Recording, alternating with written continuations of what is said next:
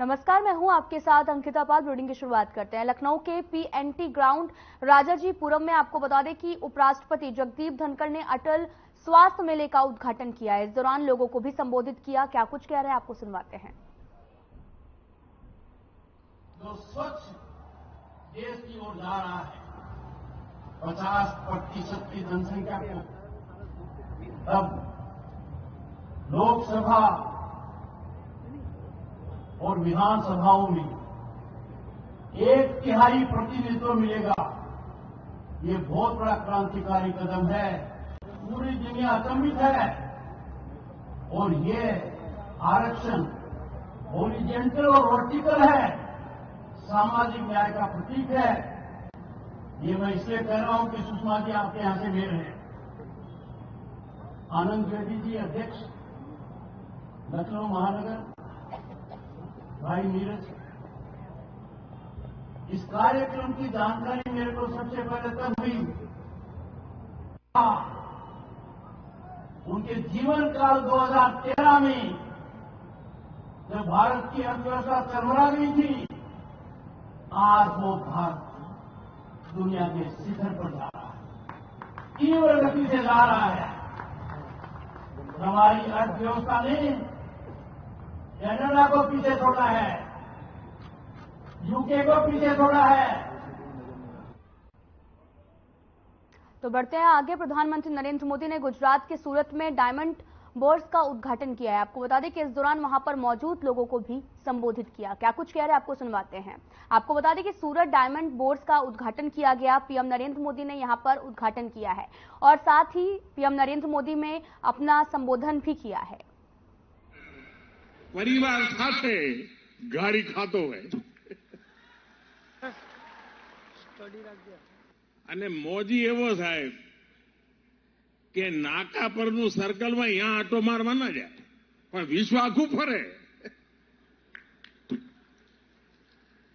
મને યાદ છે 40-45 વર્ષ પહેલા સૌરાષ્ટ્રના ભાઈઓ સુરત તરફ વળ્યા તો મારા સૌરાષ્ટ્રના જૂના મિત્રોને હું પૂછું કે હવે તમે સૌરાષ્ટ્ર છોડીને સુરત આવ્યા છો તો કેવું લાગે? કે અમારા હુરતમાં અને અમારા કાઠિયાવાડમાં ભારે અંતર. 40-45 વર્ષ પહેલાની વાત કરું તો શું? તો કે અમારે ત્યાં કાઠિયાવાડમાં જો હામે મોટરસાયકલ ટકરાઈ ગઈ તો કે તલવાર ઉકાળવાની વાત થાય, પણ કે જો સુરતમાં મોટરસાયકલ ટકરાણી હોય એટલે તરત બોલો કે જોની ભાઈ તારી બી ભૂલ છે ને મારી બી ભૂલ છે, હાલ ને હવે કે આટલો ફરક છે. साथियों, आज सूरत शहर की भव्यता में एक और डायमंड जुड़ गया है और डायमंड भी छोटा मोटा नहीं है, बल्कि ये तो दुनिया में सर्वश्रेष्ठ है. इस डायमंड की चमक के आगे दुनिया की बड़ी से बड़ी इमारतों की चमक फीकी पड़ रही है.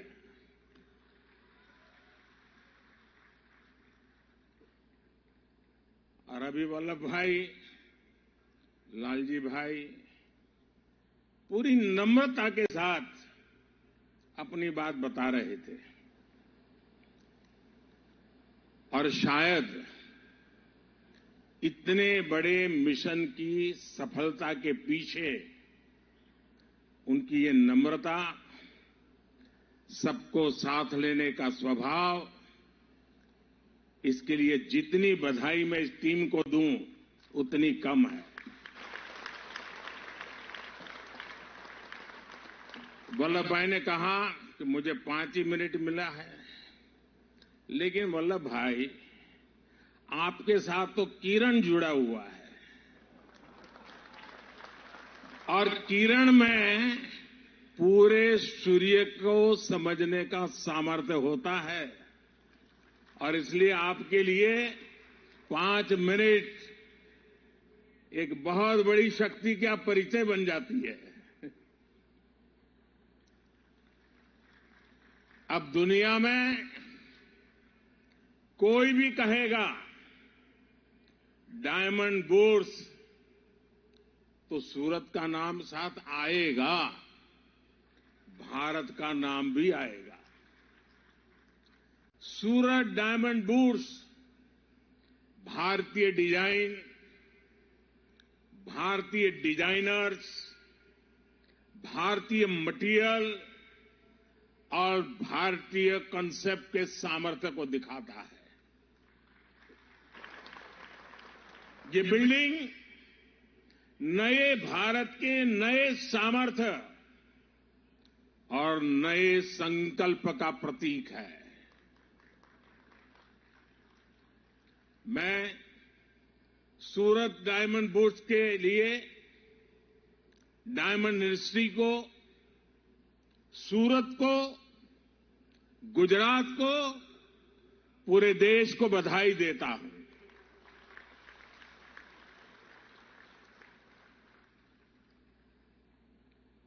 मुझे कुछ हिस्सा देखने का अवसर मिला, क्योंकि मैं नहीं चाहता था कि आप लोगों को ज्यादा इंतजार करना पड़े, लेकिन मैंने कहा इनको, पुराने दोस्त हैं तो कुछ न कुछ बताता रहता हूं। मैंने कहा कि आप जो एनवायरनमेंट की दुनिया के वकील है, ग्रीन बिल्डिंग क्या होता है जरा बुला करके दिखाइए। दूसरा मैंने कहा पूरे देश से आर्किटेक्चर और स्ट्रक्चरल इंजीनियर के जो स्टूडेंट्स हैं उनको कहिए कि आप आइए और स्टडी कीजिए कि बिल्डिंग की रचना आधुनिक रूप में कैसे होती है। और मैंने ये भी कहा कि लैंडस्केपिंग कैसे हो, पंच तत्व की कल्पना क्या होती है, उसको देखने के लिए भी लैंडस्केप की दुनिया में जो काम करते हैं उनको भी बुलाइए। साथियों, आज सूरत के लोगों को, यहां के व्यापारियों, कारोबारियों को। तो वहीं सीएम योगी ने एक्स पर लिखा कि महान संत सिख पंथ के 9वें गुरु श्री तेग बहादुर जी महाराज के ज्योति ज्योत दिवस पर उन्हें कोटि कोटि नमन। साथ ही कहा कि आपको बता दें कि उन्होंने ये भी लिखा कि तेग बहादुर जी महाराज का विचार पावन जीवन अधर्म और अत्याचार के विरुद्ध संघर्ष की प्रेरणा देता है। सीएम योगी ने आपको बता दें कि एक्स पर बधाई भी दी और साथ ही ज्योति ज्योत दिवस पर बधाई दी है। सीएम योगी आदित्यनाथ ने ट्विटर यानी कि एक्स पर एक ट्वीट किया और उन्होंने लिखा कि ज्योत दिवस पर उन्होंने बधाई दी। कहा कि महान संत सिख पंथ के 9वें गुरु आदित्य योद्धा सीएम योगी ने एक्स पर बधाई देते हुए ज्योति ज्योत दिवस पर बधाई दी है। तो बढ़ते हैं आगे। लखनऊ में आयोजित पीएसी के स्थापना दिवस कार्यक्रम में सीएम योगी आदित्यनाथ सम्मिलित हुए और लोगों को संबोधित भी किया। क्या कुछ कह रहे हैं आपको सुनवाते हैं। पीएसी पद से जुड़े हुए सभी अधिकारीगण, सभी कार्मिकगण, सम्मानित अतिथिगण और उपस्थित भाइयों और बहनों, आज उत्तर प्रदेश पीएसी की स्थापना दिवस है। इस अवसर पर उत्तर प्रदेश के पीएसी पद से जुड़े हुए सभी अधिकारियों को, सभी कार्मिकों को मैं हृदय से बधाई देता हूं।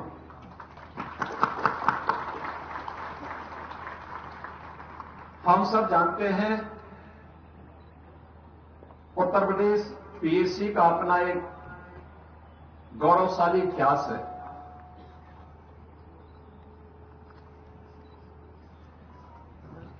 दिसंबर 1947 को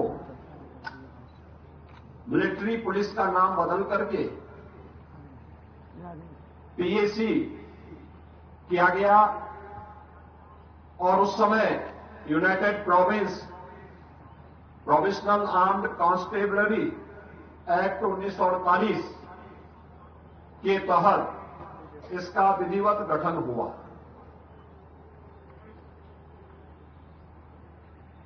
वर्तमान में उत्तर प्रदेश पीएसी के लगभग 40,000 कार्मिक उत्तर प्रदेश के अंदर अपने कर्तव्यों का पूरी निष्ठा और पूरी तत्परता से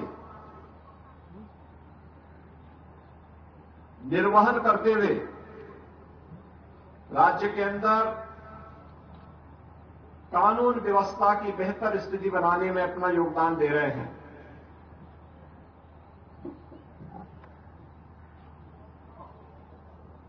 उत्तर प्रदेश के अंदर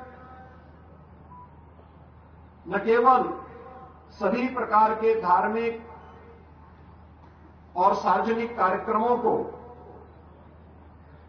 सकुशल संपन्न कराने में अतिविशिष्ट महानुभावों के प्रदेश के कार्यक्रमों को पूरी निष्ठा के साथ सुरक्षित संपन्न कराने प्रदेश में एसटीएफ में कमांडो ड्यूटी, एटीएस में कमांडो ड्यूटी, यातायात पुलिस ड्यूटी, यूपी 112 टीआरबी में पायलट ड्राइवर ड्यूटी, प्रतिसाद निरीक्षक ड्यूटी, रिक्रूट प्रशिक्षण केंद्र प्रभारी ड्यूटी समेत प्रदेश के अंदर एसएसएफ, एसडीआरएफ जैसे अनेक महत्वपूर्ण प्रदेश की सुरक्षा और कानून व्यवस्था के लिए ऐसे बहुत सारे उत्तर प्रदेश पुलिस बल से जुड़े हुए महत्वपूर्ण प्रतिष्ठान हैं, जहां पर पीएसी के जवान बहादुरी के साथ अपनी जिम्मेदारियों का निर्वहन कर रहे हैं। किसी भी बल की छवि उस बल के जवानों के शौर्य और पराक्रम से ही उनकी कीर्ति निर्मित होती है। और उत्तर प्रदेश पीएसी का इतिहास इस दृष्टि से सदैव स्वर्णाक्षरों में लिखा जाएगा। हम सब जानते हैं, जब देश की संसद में हमला हुआ था सन 2001 में, उस समय उत्तर प्रदेश पीएसी के जवानों के पराक्रम के कारण उस हमले को निष्फल करने में सफलता प्राप्त हुई थी।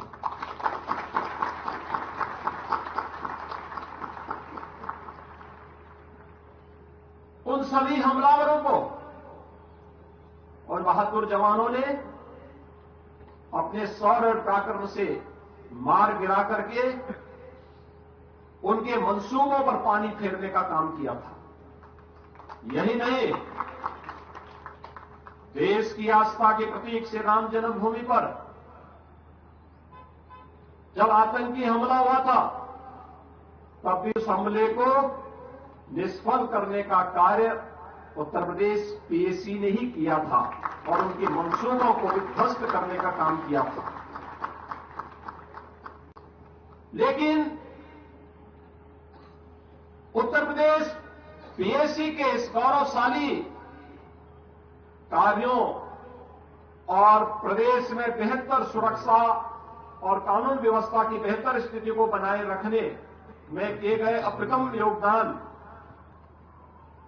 को भी बहुत संकीर्ण सोच के दायरे में लाने का प्रयास हुआ। हम लोग आज भी इस बात को देखते हैं कि कहीं देश के अंदर कहीं कोई उपद्रव होता है, कोई चुनाव की ड्यूटी की बात होती है, तो लोग उत्तर प्रदेश पीएसी की डिमांड करते हैं। लेकिन उस कुत्सित सोच का परिणाम क्या था कि उत्तर प्रदेश में पीएसी की 46 ऐसी कंपनियों को जो प्रदेश के अंदर यहां अपना योगदान देती थी, उन्हें समाप्त किया गया। लेकिन आज मुझे बताते हुए प्रसन्नता है कि उत्तर प्रदेश पीएससी के इस गौरवशाली अतीत को देखते हुए, उनके नेशन फर्स्ट के उनके अभियान को देखते हुए आज प्रदेश में पीएससी के कुल 33 बटालियन में 273 कंपनियां पूर्णतः क्रियाशील हो गई हैं और जिसमें पीएससी के वर्तमान में 41,893 आरक्षी और 698 प्लाटून कमांडरों की भर्ती भी इस दौरान हमारी सरकार ने पूरा करते हुए पीएससी में पदोन्नति के भी अधिक अवसर उपलब्ध हों, इसके लिए उत्तर प्रदेश सरकार ने सशस्त्र पुलिस बल में 184 निरीक्षकों और 3,772 उप निरीक्षकों के पदों में भी वृद्धि की गई। विभागीय प्रोन्नति के अंतर्गत 257 उप निरीक्षक, 3,558 मुख्य आरक्षी और 12,774 आरक्षियों को भी प्रोन्नति प्रदान की गई। हम सब जानते हैं कि आरक्षी के पद में सीधी भर्ती की कार्रवाई वर्तमान में भी प्रचलित है, जिसमें 10,584 से अधिक भर्ती की प्रक्रिया वर्तमान में प्रचलित भी है।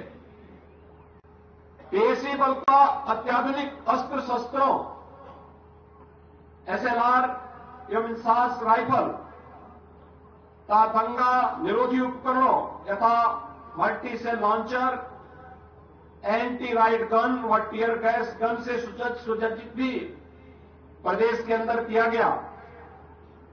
दंगा निरोधक उपकरणों और बाढ़ राहत कंपनियों के लिए भी आवश्यक उपकरण खरीदे गए।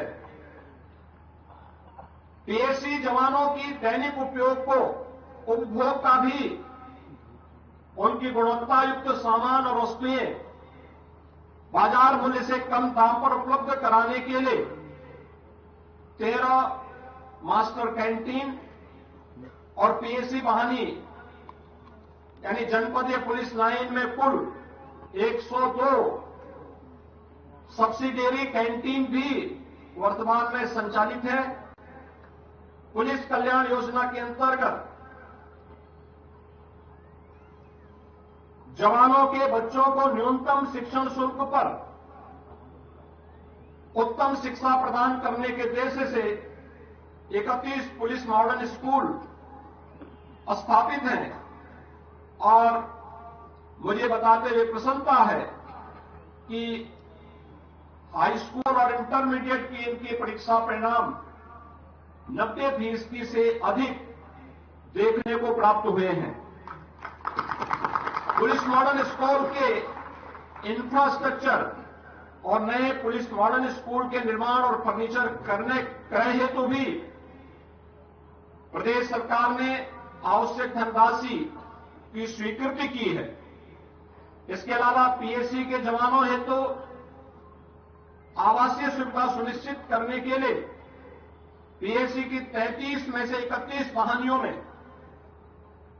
उनकी आवासीय सुविधा हेतु पहली बार हाई राइज बिल्डिंग के रूप में प्रत्येक वाहनी में 200 जवानों के लिए बेहतर आवासीय सुविधा उपलब्ध करवाने के कार्य के लिए आवश्यक धनराशि स्वीकृत करने के साथ साथ निर्माण कार्य युद्ध स्तर पर चल रहा है।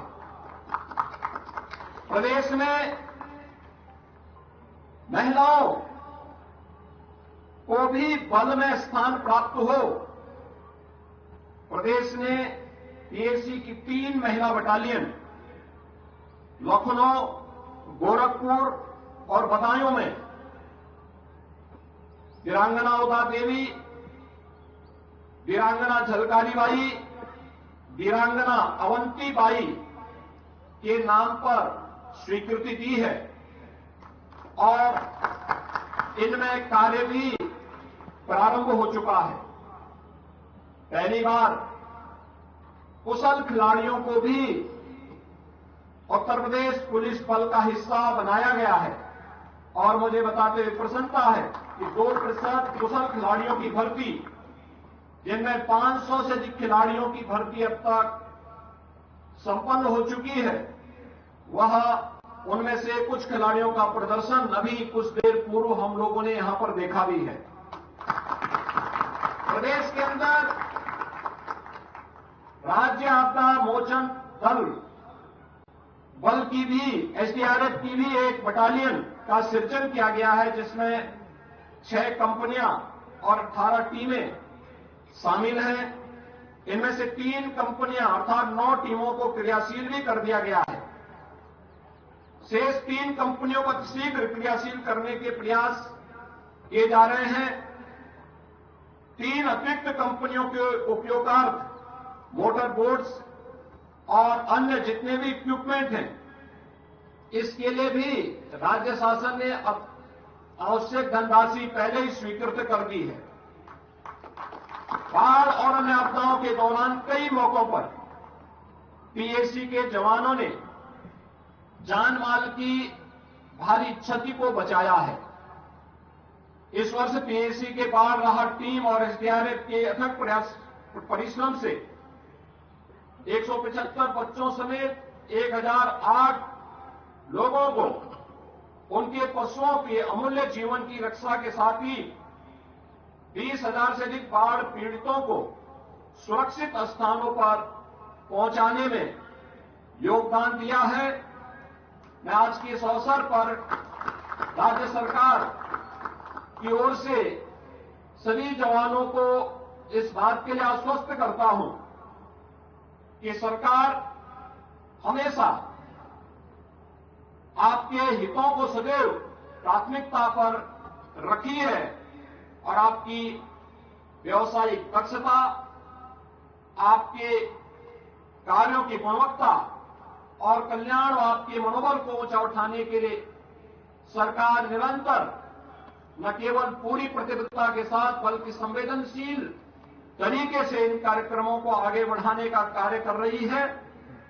और मैंने स्वयं भी गृह विभाग को इस बारे में कहा है कि अगर पदोन्नति में कहीं कोई विसंगति है, एक समय सीमा के अंदर उस विसंगति को दूर करते हुए हमें इस उत्कृष्ट बल के मनोबल को बनाए रखने और जवानों को अधिक से अधिक प्रोत्साहन और पदोन्नति देने के कार्यक्रम को आगे बढ़ाना चाहिए और यह कार्यक्रम यथाशीघ्र हम लोग घोषित करेंगे।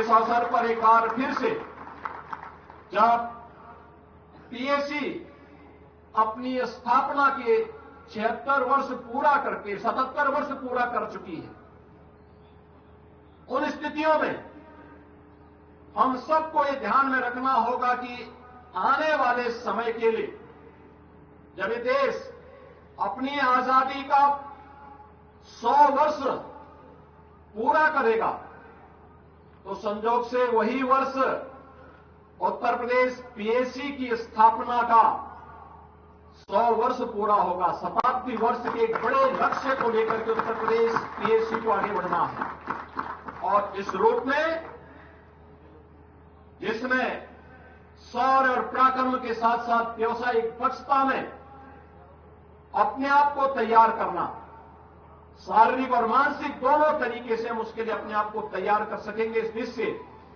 उत्तर प्रदेश पीएसी बल अपने आप को तैयार करेगा।